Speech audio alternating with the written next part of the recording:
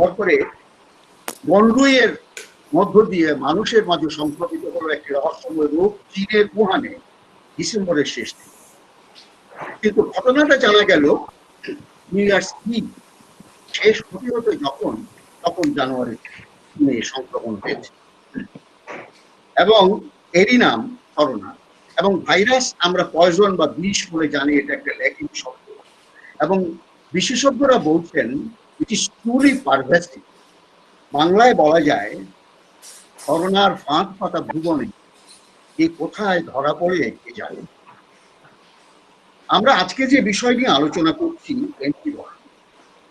যখন রোগ জীবাণু আক্রমণ করে আমাদের শরীর, তখন শরীর সাড়া দেয়, নাড়া দেয় সম্পূর্ণ শরীর, দেহ প্রতিরোধ ক্ষমতা বা ইমিউন সিস্টেম জেগে ওঠে এবং তৈরি করে নানা রকম কোষ, বিকোষ তৈরি করে, উৎপন্ন করে অ্যান্টিবডি, যাকে আমরা ইমিউনোগ্লোবুলিন বলে জানি।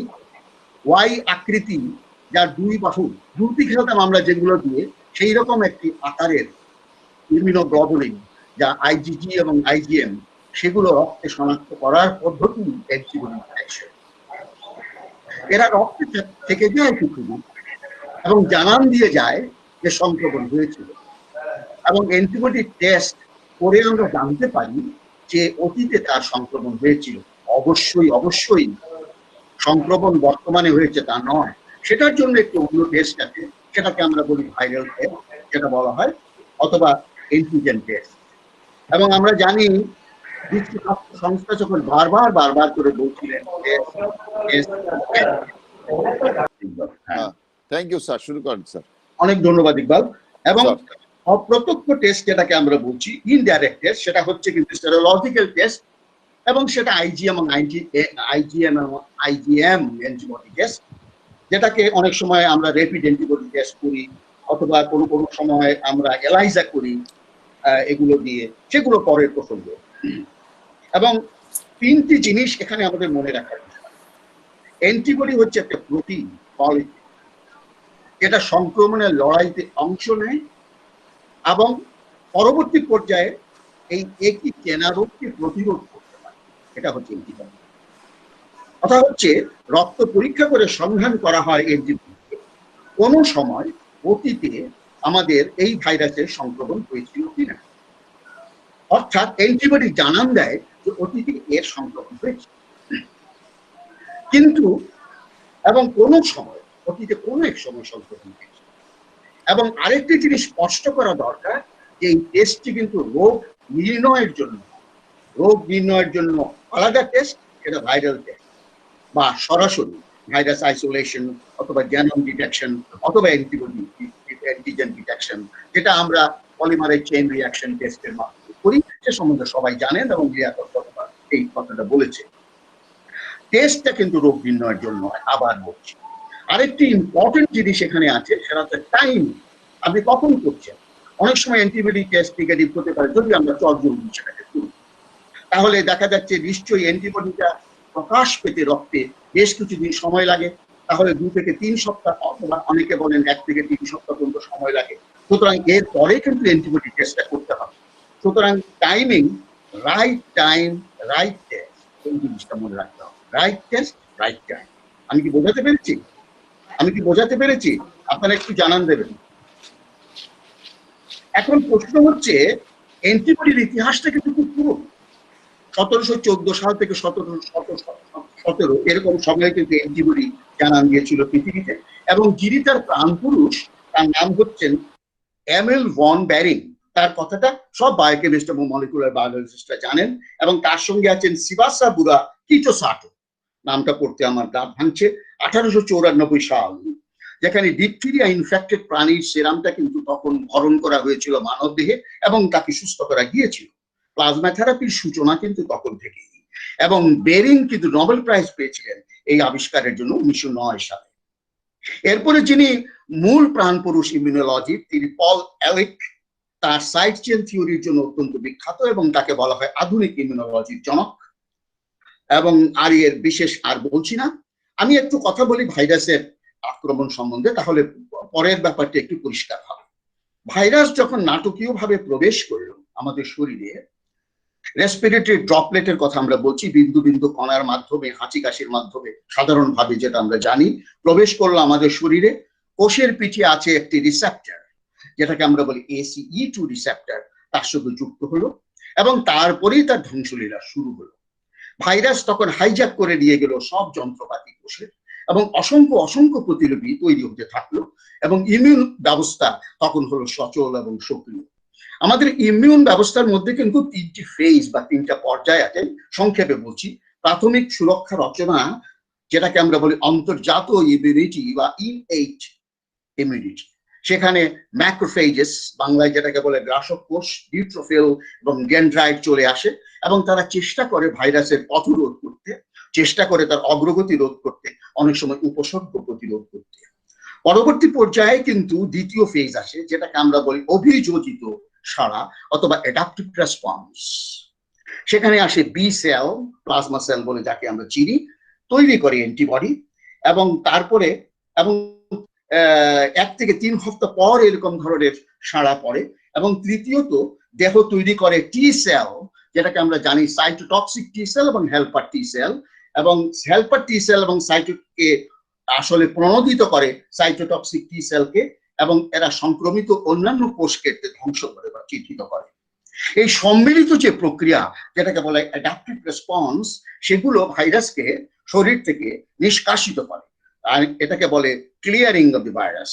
এই জিনিসটা যদি সম্পূর্ণ না হয় তাহলে কিন্তু সম্পূর্ণভাবে প্রতিরোধ ক্ষমতা অর্জিত হয়েছে এটা বলা যাবে না। পরবর্তী পর্যায়ে আমি বলবো কি জন্যে WHO বলছেন যে আমরা ঠিক নিশ্চিত নই কেন ইমিউন সিস্টেমের প্রতিরোধটা, আমাকে কি দেখা যাচ্ছে? আচ্ছা, এখন সারাটা যদি খুব জোরালো হয় তাহলে আবার সংক্রমণ হওয়ার সম্ভাবনা অনেক কমে।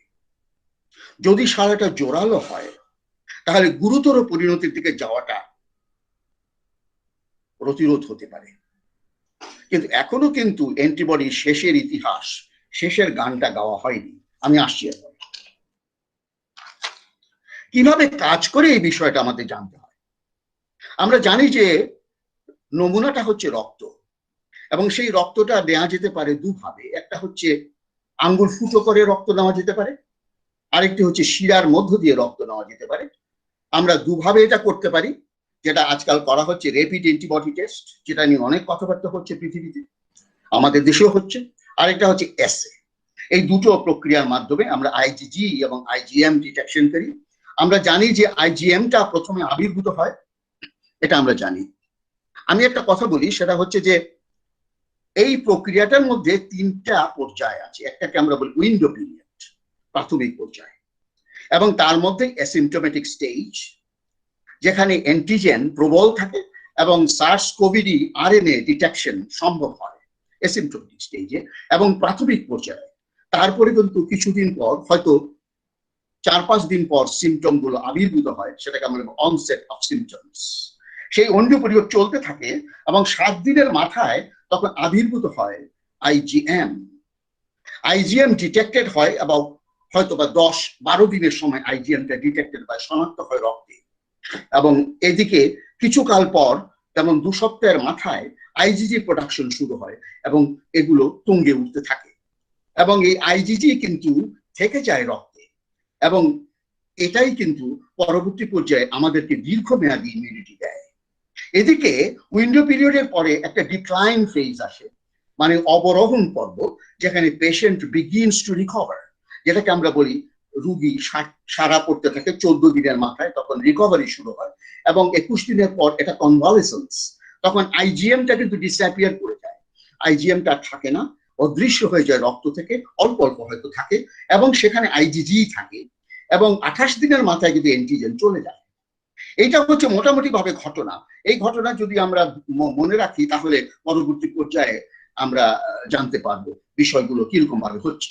আমরা বলেছিলাম যে শ্বেতকণিকা থেকে, মানে প্লাজমা সেল থেকে ইমিউনোগ্লোবুলিন তৈরি হয়, এবং তার 2 বাহু এমন ভাবে সংযুক্ত যে তারা চিনে নেয় কিন্তু এই ভাইরাসকে, এবং প্রথম সংক্রমণের পরে পরের সংক্রমণের জন্য খুব ভালো করে চেনে, এবং তারা পরিচিত ভাইরাস যদি আবার আক্রমণ করে তাহলে তারা লড়াই করার ক্ষমতা অর্জন করে, এবং যুদ্ধের পর তারা থেকে যায় রক্তস্রোতে। শরীরের এই অ্যান্টিবডি গুলো কিন্তু শিক্ষা পায়, তারা প্রশিক্ষিত হয় এবং নতুন অনুপ্রবেশ তারা রোধ করে। এরা অনুপ্রবেশকারী দুর্বলতা খোঁজে এবং তাদের ধ্বংস করে এবং পরবর্তী পর্যায়ে বের করে দেয়, যেটাকে আমরা বলি ক্লিয়ারিং অফ দ্য ভাইরাস। কিন্তু এই ভাইরাসকে চেনা যায় না সবসময়। শিকারী বেড়ালের গোঁফ দেখে চেনা যায়, কিন্তু করোনা ভাইরাসকে সবসময় চেনা যায় না, যদিও সে শিকারী।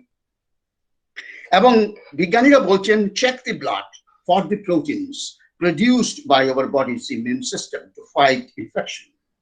কিন্তু এই পুরো জিনিসটা কিন্তু আবার বলছেন it actually receives huge interest, frustration and confusion.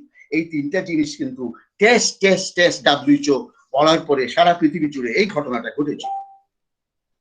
এখন প্রশ্ন হতে পারে কেন দরকার এই অ্যান্টিবডি টেস্টটা করা, এবং why it is a big deal, কেন এটা নিয়ে এত কথাবার্তা হচ্ছে দেশে বিদেশে।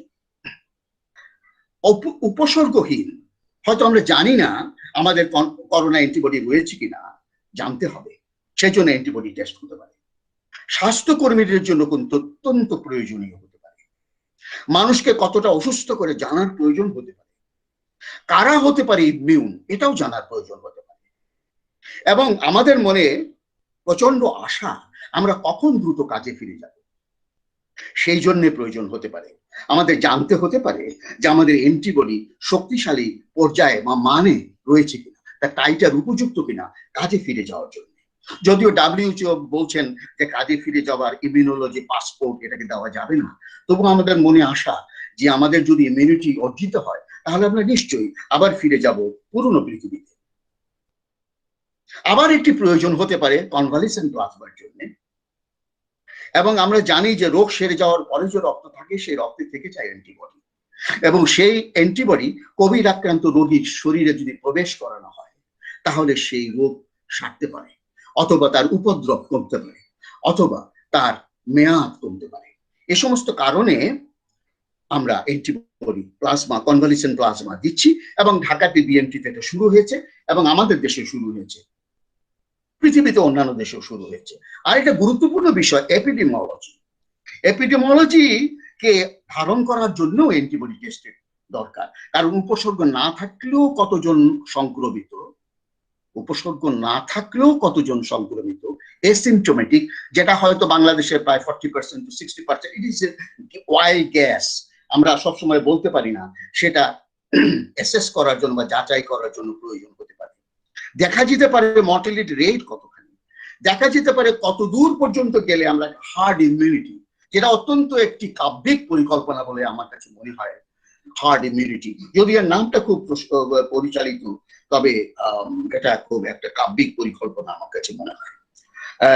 সুতরাং সংক্রমণ হয়েছিল কিনা, উপসর্গ হোক বা না হোক, এটা একটা কারণ, সেই জন্য এটা একটা বিগ ডিল, কারণ অনেকেরই উপসর্গ হয় না। এবং আমরা যদি বুঝতে পারি আমরা মোটামুটি ইমিউন কিনা, যদিও আমরা পুরোপুরি নিশ্চিত নই, তবুও একটা আশা মনের মধ্যে জাগবে, দ্বিতীয় সংক্রমণ ঠেকাবে এরকম একটি আশা আমাদের মধ্যে হবে, এবং অন্যকে আমি সংক্রমিত করব না এই ধরনের একটি সম্ভাবনা আমার মধ্যে জাগবে, এবং জনগোষ্ঠীর কত শতাংশ সংক্রমিত হয়েছে এর একটা ধারণা পাওয়া যাবে। সেই সমস্ত কারণেই কিন্তু আমরা অ্যান্টিবডি টেস্ট করার কথা বলি। এখন যে গুরুত্বপূর্ণ অংশটি আপনারা একটু সবাইকে একটু বলছি, আমাকে সাহায্য করার জন্য আমি একটা জটিল বিষয় নিয়ে আজকে আলোচনা করছি। জটিল বিষয়, আমি সম্পূর্ণভাবে অভিজ্ঞ না হলে আমাকে সাহায্য করবেন। টেস্ট কতটা নির্ভুল এবং সঠিক এই বিষয়টা। এখন WHO বলছেন যে টেস্টটা যে পুরোপুরি সঠিক এবং নির্ভুল তা কিন্তু বলা যাচ্ছে না। আপনারা করতে পারেন, কিন্তু এটা সঠিক বা নির্ভুল বলা যাচ্ছে না। এর কারণ হিসাবে তারা বলছেন করোনা পরিবারের একটি সদস্য হচ্ছে SARS-CoV-2। এছাড়াও করোনা পরিবারের 6টি আরো সদস্য আছে যারা কমন কোল্ড বা ঠান্ডা লাগা সর্দি করতে পারে। সুতরাং এদেরকে ক্রস রিঅ্যাক্টিভিটি হতে পারে টেস্টের জন্য, সেই জন্য ফলস টেস্টিং হতে পারে, ফলস রেজাল্ট পাওয়া যেতে পারে, এটা একটা কারণ। সুতরাং এইটাকে তারা সন্দেহ করছেন যে অধিকাংশ অ্যান্টিবডি টেস্ট যেগুলো বাজারে রয়েছে তারা পুরোপুরি ভাবে এটাকে শেষ করতে পারেন না, এলিমিনেট করতে পারেন না এরারটা, সেই জন্য এটা ফলস রেজাল্ট দিতে পারে, এবং এটা একটি কারণ হতে পারে।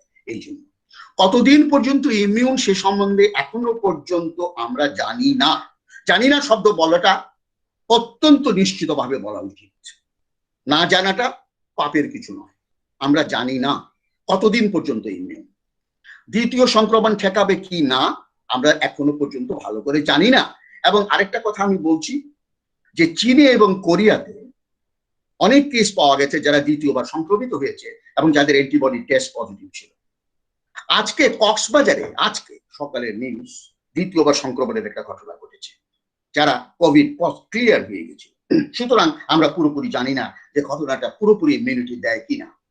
আরো দুটো গালভারী শব্দ আছে, একটা নাম হচ্ছে সেন্সিটিভিটি, যেটা আমরা বাংলায় সংবেদনশীলতা বলতে পারি, আরেকটা হচ্ছে স্পেসিফিসিটি, এর বাংলাটা আমি করলাম না। সেন্সিটিভিটি সোজা কথায় বলা যায় যদি শতভাগ সেন্সিটিভ হয় তাহলে এই টেস্ট করে কোনো ফলস নেগেটিভ পাওয়া যাবে না। যদি শতভাগ স্পেসিফিসিটি থাকে তাহলে টেস্ট করে কোনো ফলস পজিটিভ পাওয়া যাবে না। বোঝাতে পারলাম? এবং যদি টেস্ট 95% সেন্সিটিভিটি হয়, 95% সেন্সিটিভিটি হয়, তাহলে 100 জনে 5 জনের হবে ফলস নেগেটিভ, এবং সেই 5 জন রোগ ছড়াবেন, তারা জানবেন না তাদের রোগ আছে। এখানে হচ্ছে সমস্যাটা। সুতরাং কত পার্সেন্ট সেন্সিটিভ এটা কিন্তু একটা বিষয়। যদিও বিজ্ঞানীরা বলছেন যে 100% সেন্সিটিভ কোনো টেস্ট হবে না, অন্তত 97-96% যদি সেন্সিটিভ হয় যথেষ্ট। এর মানে কিছু কিছু লোক থেকে যাবে এই টেস্ট করার পরেও যারা ফলস নেগেটিভ হবেন এবং তারা রোগ ছড়াবেন অথচ জানবেন না যে তাদের রোগ আছে। সুতরাং হাই সেন্সিটিভিটি বা সেন্সিটিভিটি শব্দের যদি বাংলা করি তাহলে বলতে হবে যে যার অ্যান্টিবডিটা আছে তাকে নির্ভুল শনাক্ত করার ক্ষমতা হচ্ছে সেন্সিটিভিটি। আমি কি বোঝাতে পারলাম? যার অ্যান্টিবডিটা আছে সেই টেস্ট করে সেটা নির্ভুল শনাক্ত করাটা হচ্ছে সেন্সিটিভিটি। ইংরেজিতে বলি ability to detect the antibodies in the blood if it exists, reducing the likelihood of false negative. So ability to detect the antibody in the blood if it exists, reducing the likelihood of false negative. সেখানে 95% to 97% sensitive হতে পারে। আমরা যদি বলি স্পেসিফিসিটির কথা, সেটা অন্যরকম। সেটা হচ্ছে যার রোগ নেই তাকে নির্ভুল শনাক্ত করা যাবে, এটা হবে হাইলি স্পেসিফিক। মানে নেগেটিভ যার আছে সত্যিকার অর্থে তাকে নেগেটিভ বলা যাবে, এটা হচ্ছে হাইলি স্পেসিফিক। আমি কি বোঝাতে পারলাম? যেটা বুঝতে পারছি। সুতরাং I will tell the specificity is much better when it is less false positive. So this is a probability that a person not having a disease will be correctly identified by the test. The probability that a person not having a disease will be correctly identified by a test. এটাই হচ্ছে specificity. এবং এখানে আরেকটি ব্যাপার আছে false positive false নেগেটিভের কথা। আমি এখানে দেখাতে পারছি না, আমি বুঝতে পারছি না এই ছবিটা দেখানো যাবে কিনা। দেখানো যাচ্ছে, ছবিটা বোঝা যাচ্ছে না, ছবি বোঝা যাচ্ছে না। ঠিক আছে, আমি বলি আমরা একটা প্রেডিকশন মডেল করতে পারি সেই ছবির মধ্যে বুঝতে সুবিধার জন্য। আমি বলছি একদিকে হবে প্রেডিক্টেড ভ্যালু উপরের দিকে এবং সাইডের দিকে হবে রিয়েল ভ্যালু। যদি আমরা দেখি যে রিয়েল ভ্যালু মানে রিয়েলি ওই লোকের পজিটিভ এবং টেস্টে পাওয়া গেল পজিটিভ, সেটাকে আমরা বলবো ট্রু পজিটিভ, মানে সত্যিকার অর্থে ট্রু পজিটিভ।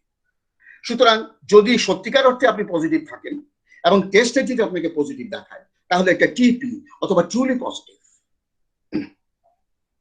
যদি আপনি সত্যিকার অর্থে পজিটিভ থাকেন কিন্তু টেস্টে আপনাকে নেগেটিভ দেখাচ্ছে, সেটা ফলস নেগেটিভ।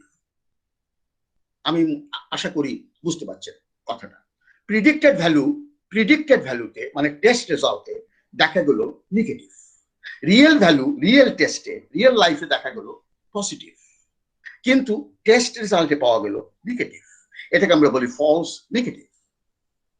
আচ্ছা, আরেকটা জিনিস হচ্ছে যে রিয়েল লাইফে নেগেটিভ কিন্তু আমরা টেস্ট রেজাল্টে দেখতে পাচ্ছি পজিটিভ, এটা ফলস পজিটিভ। রিয়েল লাইফে আমার নেই, নেগেটিভ, কিন্তু দেখা গেল টেস্টে করে পজিটিভ, মানে হচ্ছে ফলস পজিটিভ।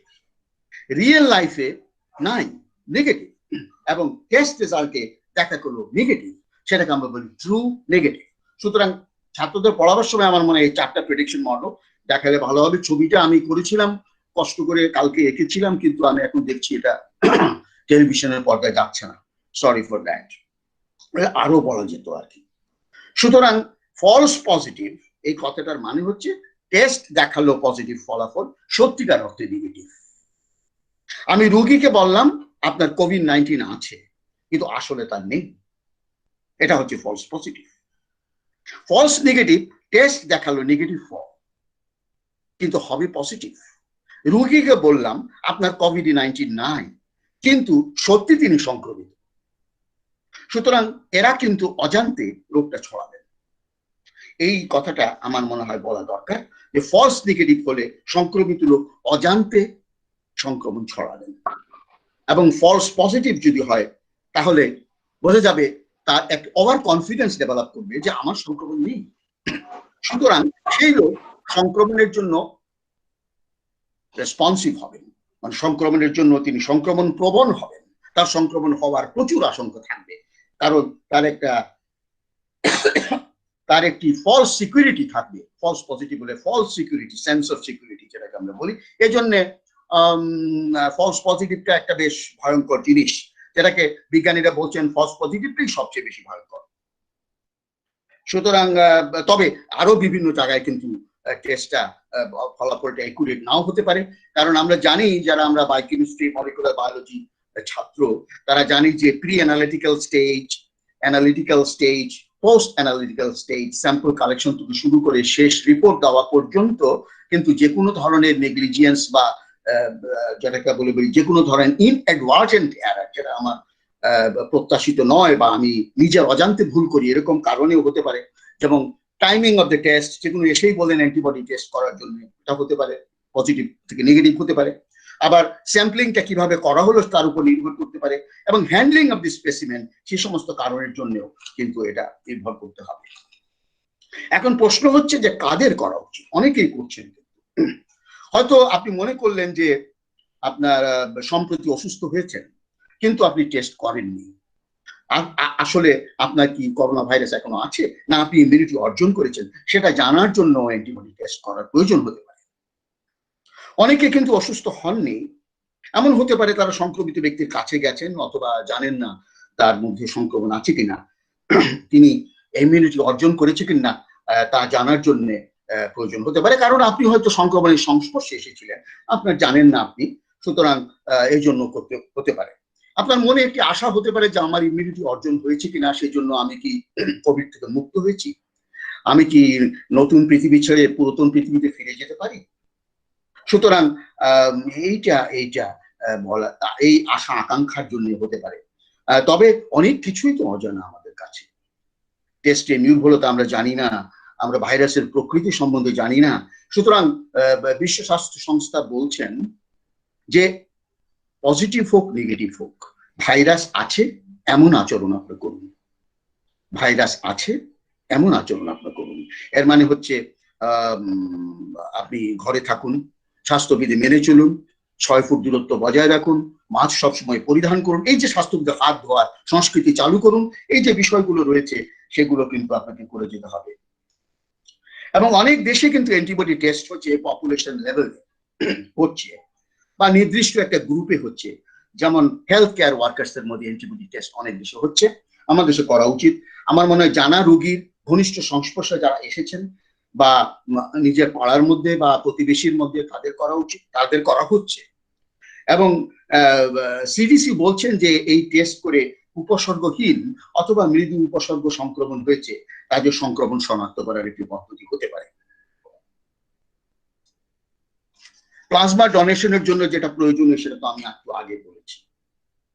এখন আরেকটি জটিল জিনিস সম্বন্ধে আলোচনা করব, ফলাফলটা কি বলে। অনেকে বলছেন যে অ্যান্টিবডি টেস্টটা ভালো, কিন্তু অনেক জায়গায় এটা ভ্যালিডেটেড হয়নি, শব্দটা ভ্যালিডেটেড। আমেরিকান অনেক মাইক্রোবায়োলজিস্ট ইমিউনোলজিস্ট বলছেন যে এটা ভ্যালিডেটেড ঠিক মতো হয়নি বলে আমরা এটা নিয়ে বেশ শঙ্কায় আছি। ভাইরাস একসময় হয়তো ছিল, কিন্তু কতদিন নিশ্চিত নয়। সেটা জানার পরেও নিজ সুরক্ষা কিন্তু চলবে। আমরা জানি না যে দ্বিতীয় সুরক্ষা বহুরচিত হলো কিনা, আমরা জানি না কতদিন সুরক্ষা চলবে, বলছি এটা। এবং ফলস পজিটিভ জিনিসটা কিন্তু ভয়ঙ্কর। মানে এটা একটা নিরাপত্তার একটি ভ্রান্ত ধারণা চলে আসে এবং বাইরে চলে যায় এবং তারা সংক্রমণ ছড়াতে থাকে। ফলস ক্রস রিঅ্যাক্টিভিটি হতে পারে। হয়তো আগে ভাইরাস সংক্রমণ হয়নি, সেখানে চিকিৎসকের সঙ্গে পরামর্শ নিতে হবে কি করব। অ্যান্টিবডি হবার মতো যথেষ্ট সময় কিন্তু অতিবাহিত করতে হবে। আমি আগে বলেছি 1 থেকে 3 সপ্তাহ যেতে হবে। অনেকের দেরিতে, আবার এটাও ঠিক, অনেকের কিন্তু দেরিতে অ্যান্টিবডি ডেভেলপ করে, আবার এও দেখা গেছে অনেকে হয়ই না। আরেকটা জিনিস হচ্ছে ফলস নেগেটিভ হতে, বলেছিলাম টেস্ট দেখালো নেগেটিভ ফল, আসলে ভাইরাসের সম্মুখীন হয়েছে।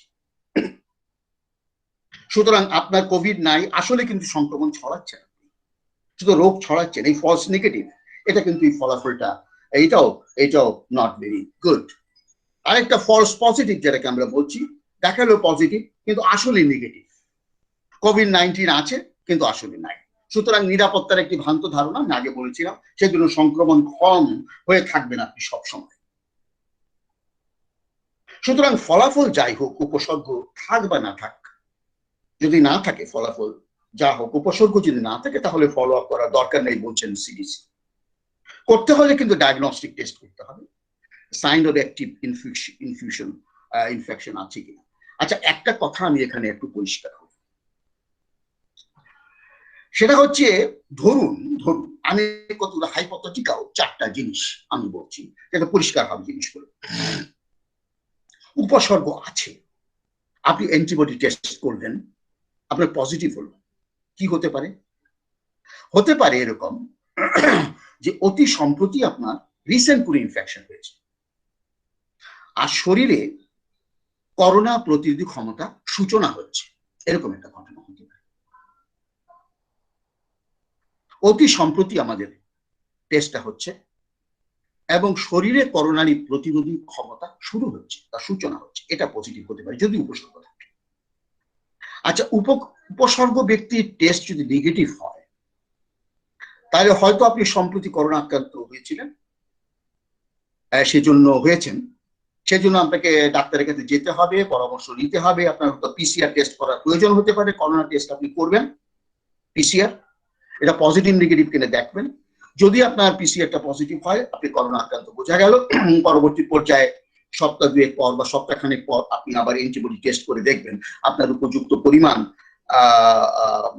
সংক্রমণ ক্ষমতা অর্জিত হয়েছে কি না। করোনা উপসর্গ নেই, অ্যান্টিবডি টেস্ট করলেন, করোনা উপসর্গ নেই, অ্যান্টিবডি টেস্ট করলেন, বলা হলো টেস্টটা পজিটিভ, এর মানে আপনার করোনা প্রতিরোধী ক্ষমতা আছে। কিছুদিন আগে হয়তো আপনি আক্রান্ত হয়েছেন, আপনি জানেন না, হয়তো আমি বলছিলাম যে অনেকেই জানেন না তারা আক্রান্ত হয়েছেন, অ্যাসিম্পটোমেটিক ক্যারিয়ার হতে পারে, এরকম হতে পারে। উপসর্গ নাই, টেস্টটা নেগেটিভ, সেখানে আগে যদি আক্রান্ত হননি, ভবিষ্যতে আক্রান্ত হতে পারেন, আপনি সাবধানে থাকুন। সুতরাং এই 4টা হাইপোথেটিক্যাল মডেল দিলাম, এটা আমাদেরকে মনে রাখতে হবে। এবং আরেকটা জিনিস আমি এখানে বলি, সেটা হচ্ছে যে হাইলি সেন্সিটিভ মানে হচ্ছে less false negative, highly specific মানে হচ্ছে লেস ফলস পজিটিভ।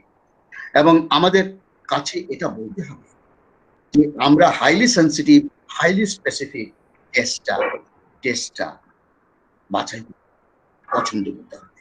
সুতরাং যখন আমরা অ্যান্টিবডি টেস্টটা বাছাই করব, তখন আমরা দেখব প্রথম হাইলি স্পেসিফিক কিনা। বিজ্ঞানীরা বলছেন ফলস পজিটিভ নাই, এই কথাটা বেশি গুরুত্বপূর্ণ, ফলস পজিটিভ নাই। কারণ ফলস পজিটিভ যদি থাকে, তাহলে নিরাপত্তার একটি ভ্রান্ত ধারণা হবে এবং আপনি সংক্রমণ কম হবে। তারপরে আপনি দেখবেন হাইলি সেন্সিটিভ কিনা, মানে আপনার ফলস নেগেটিভটা কম কিনা, মানে আপনি সংক্রমণ ছড়াচ্ছেন কিনা, আপনাকে বলা হয়েছে সংক্রমণ নেই।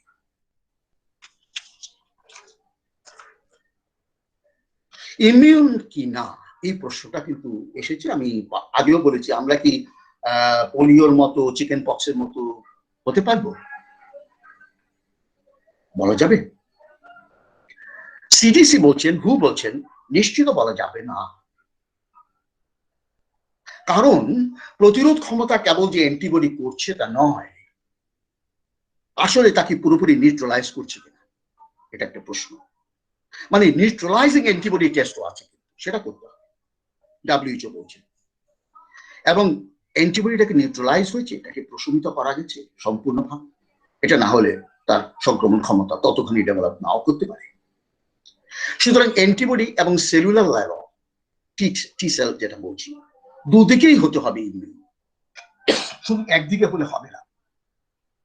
কারণ শরীর তৈরি করে টি সেল, যেটা কথা আগে বলেছিলাম, এই জন্য আমি প্রসঙ্গটা এনেছিলাম, যা চিহ্নিত করে ইনফেক্টেড সেলগুলোকে এবং তারা উচ্ছেদ করে এদেরকে, যেটাকে বলছি এলিমিনেট করে, ক্লিয়ার করে, শব্দটা বলছি সেলুলার ইমিউনিটি। সুতরাং অ্যান্টিবডির সঙ্গে অ্যাডাপটিভ রেসপন্স, এই দুটো যখন ভাইরাসকে ক্লিয়ার করবে, তখন আমরা বলবো যে ভালো ইমিউনিটি অর্জিত হয়েছে। It is a combined type of action. সুতরাং সারাটা কি জোরালো হয়েছে? সারাটা যদি এইভাবে জোরালো হয়, তাহলে কোনো সংক্রমণ নিশ্চয়ই রোধ হবে, নিশ্চয়ই সিরিয়াস কোনো পরিণতির দিকে আমরা যাব না, এইটা আমাদের বলতে হবে। সুতরাং বলছেন যে এখন কিন্তু ইমিউনিটি পাসপোর্ট দেওয়া যাবে, যদিও অনেক দেশ ইমিউনিটি পাসপোর্ট হিসেবে ব্যবহার করছেন। এবং এটা আমি জানি যে প্রত্যেকটা দেশের সংস্কৃতি, কৃষ্টি, অর্থনৈতিক অবস্থা, সামাজিক অবস্থা, শিক্ষাগত অবস্থার উপরে নির্ভর করে, কিন্তু এগুলো নির্ভর করে আমরা ইমিউনিটি পাসপোর্ট দেবো কিনা, আমরা কি খুলে দেবো কিনা। অর্থনীতির সঙ্গে রাজনীতি এবং তার সঙ্গে বিজ্ঞান, এদের সঙ্গে একটি সংঘর্ষ থাকে, সংঘর্ষ ঠিক বলবো না, সংশ্লিষ্টতা থাকে।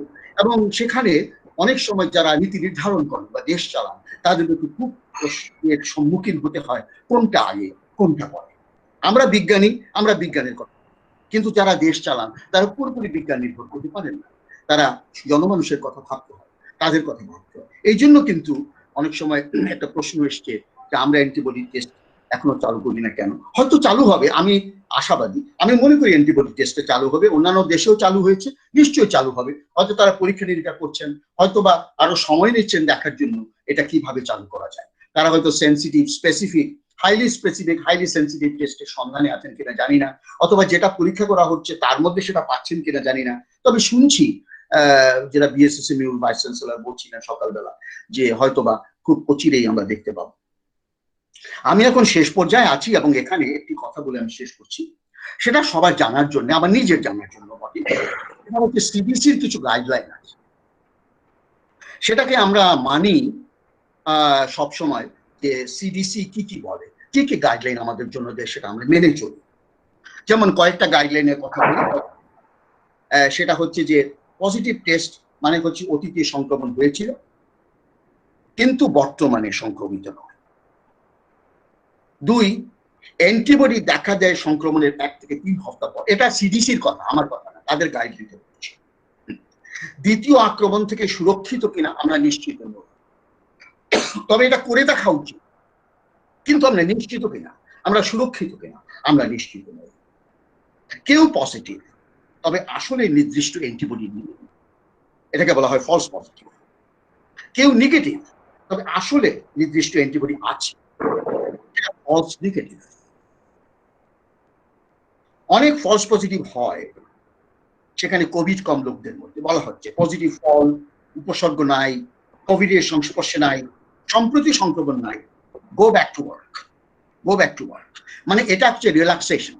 মানে যারা খুব বেশি চিন্তা করছেন যে তাদেরকে আমরা ফেরাবো কাজে, তাদের জন্য পজিটিভ ফল, অ্যান্টিবডি পজিটিভ, মানে তার সংক্রমণ আছে, তার উপসর্গ নেই, তিনি কোভিডের কোনো সময় সংস্পর্শে ছিলেন না, সম্প্রতি তার কোনো সংক্রমণ নেই, he can go back to work or she can go back to work. Positive ফল, তবে সম্প্রতি অসুস্থ রোগীর সংস্পর্শে এসেছে, সিডিসি তখন বলছেন তাকে সুরক্ষিত হবে, তার ডাক্তারের পরামর্শ নিতে হবে, স্বাস্থ্যবিধিগুলো মানতে হবে। সার্স কোভিড টেস্টের জন্য, সেরোলজি এক্সামিনেশনের জন্য, যেহেতু বিশ্বে অনেক চাপ আছে, বিজ্ঞানীরাও চাপ দিচ্ছেন, দেশও চাপ দিচ্ছে, সেই জন্য এফডিএ একটি নতুন পদ্ধতি করেছেন, সেটা হচ্ছে ইমার্জেন্সি অথরাইজেশন। সেরকম করে তারা বোধহয় গোটা 10 অ্যান্টিবডি টেস্টের একটা তালিকার মধ্যে থেকে 6টাকে অনুমোদন দিয়েছেন এফডিএ, যেগুলো করতে পারে অ্যান্টিবডি টেস্ট। আমরা যদি এটার ওয়েবসাইটে যাই, এফডিএর ওয়েবসাইটে যাই, তাহলে এগুলোর নাম আমরা জানতে পারি এবং আমরা ব্যবহার করার জন্য এদেরকে ব্যবহার করতে পারি। এফডিএ যেগুলোকে জরুরিভাবে অনুমোদন দিয়েছে সেগুলো থেকে আমরা করতে পারি। আমাদের একটা কথা উনি বলছেন যে ফলস পজিটিভ কমাতে হবে, পছন্দ করতে হবে হাইলি স্পেসিফিক টেস্ট। মানে হাই স্পেসিফিসিটি। শুভাগত স্যার, হ্যাঁ, লিয়াকত স্যারের বোধহয় আর ইকবাল স্যার বোধহয় 11টার সময় লিভ করবেন। হ্যাঁ, আমি শেষ করছি 2 মিনিটের মধ্যে। জি স্যার, জি স্যার, থ্যাংক ইউ স্যার। মানে 2 মিনিট মানে 3 মিনিট হতে পারে। মানে হাইলি স্পেসিফিক হতে পারে, ভাইরাসের ইপিডেমিওলজি জানার ব্যাপারটা হতে পারে, আর ইনডাইরেক্ট টেস্ট করে আমরা হিউম্যান বা অতীত সংক্রমণকে বুঝতে পারি। আমি আর কিছু বলার ছিল, তো আমি শেষ করছি এখন। আমরা দুটো কথা বলছি যে অ্যাবট এফডিএ এর যে র্যাপিড একটি অ্যান্টিজেন টেস্ট উদ্ভাবিত করেছেন, যেটা বেশ সম্ভাবনাময়। ব্রিটেন সেটাকে গ্রহণ করেছে, এটা একটা নতুন খবর। তবে সিএনএন একটা সম্প্রতি খবর দিয়েছে যেগুলো করা হচ্ছে সেগুলো 50% ঠিক না। এটা অবশ্য আমরা ঠিক অনুমোদন করতে পারছি না। আমার মনে হয় আমার শেষ করার সময় এসেছে। তবে আমরা হয়তো একটা নতুন স্বাভাবিক জীবনে ফিরে যাব, কিন্তু পুরনো জীবনের জন্য প্রত্যাশা আমাদের আছে। সেই শান্ত ছায়ায় ঘেরা কৃষ্ণপুরীর দিনগুলো যদি থাকতো, আমরা সেখানে ফিরে যেতে পারতাম। আমরা জানি আছে দুঃখ, আছে মৃত্যু, বিরহ দহন লাগে, তবুও শান্তি, তবু আনন্দ, তবু অনন্ত ধারা, তবু প্রাণ নৃত্য ধারা, হাসি শুদ্ধ খন্ড তারা, বসন্ত নিকুঞ্জে এসে আসে। আপনাদের সময়কে ধন্যবাদ। তবে একটা কথা শেষে বলি, লালনের কথা, সময় গেলে হবে না রে সাধু, সময় গেলে হবে না রে সাধু।